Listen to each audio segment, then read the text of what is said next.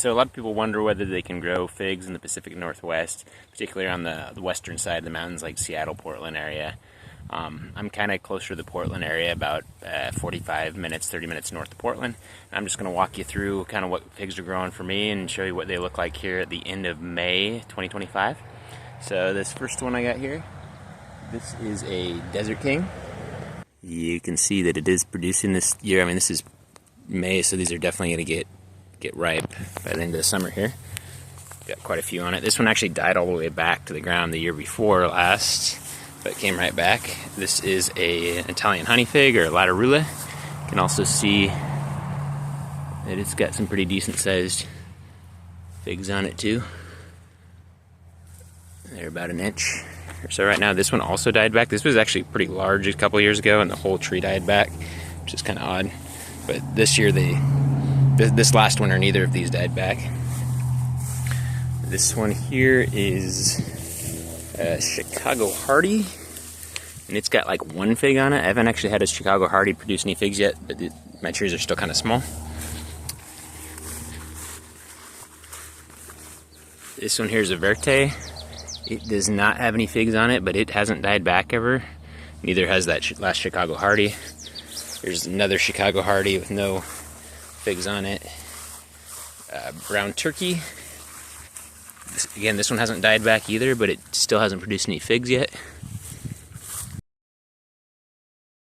Over here we've got an Olympian. This did die back one year. It doesn't have any figs on it. Still a pretty small tree. This tree here is probably my best growing tree so far. I just planted it a couple years ago. It's a Tacoma Violet, and it hasn't died back yet, and I believe it's got a fig on it. So yeah, there's a couple figs right down there. Not producing as many as the Desert King or the Latarula, but the tree's definitely growing well. Part of it died back, but it grew back a whole lot last year.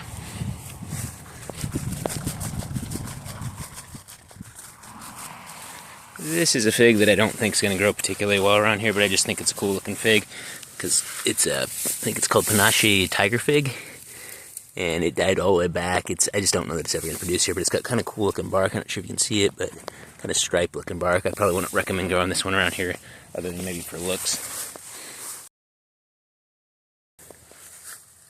This one is a Negron. It hasn't produced anything yet, but it's a pretty young tree. So as you can see, there are some varieties that will produce figs in the Pacific Northwest. It probably also depends on your elevation. I'm in zone 8, I think maybe 8A, I'm not sure which one, but then I'm about 300 feet elevation.